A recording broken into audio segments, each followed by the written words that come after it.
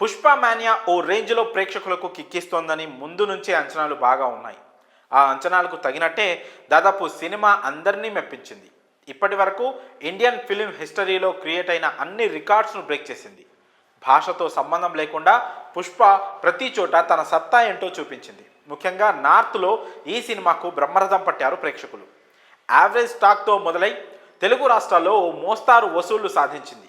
అయినా సరే Pushpa the rule cinema అంతిమంగా హిట్ స్టేటస్ అందుకుంటుందంటే దానికి కారణం హిందీలో ఈ చిత్రానికి దక్కిన అసాధారణ ఆదరణే.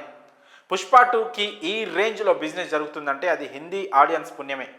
బాహుబలి తర్వాత ఓ తెలుగు సినిమాకు ఈ రేంజ్లో టాక్ రావడం ఇప్పుడే.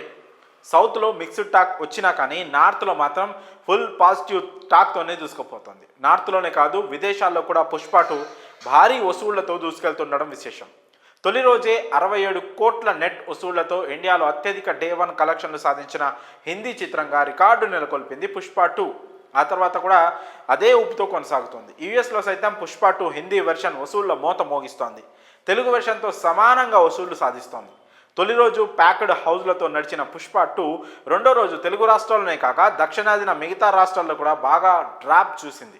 కానీ మూడో రోజు అది కాస్త పుంజుకుంది. ఈ క్రమంలో ఈ సినిమా 4 రోజుల్లో మొత్తంగా 829 కోట్ల వసూళ్లు కొలగొట్టింది. మరో 2 రోజుల్లో చాలా ఈజీగా 1000 కోట్ల మార్క్ను అందుకుంటుందని నిస్సందేహంగా చెప్పవచ్చు.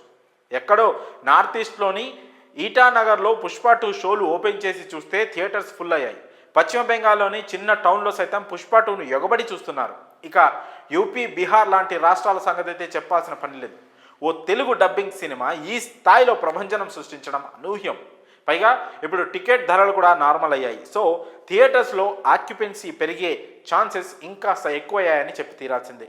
రానున్న రోజుల్లో ఇంకా ఎలాంటి రికార్డ్స్ను క్రియేట్ చేస్తుందో చూడాలి. మరి ఈ విషయంపై మీ అభిప్రాయాలను కామెంట్స్ రూపంలో తెలియజేయండి.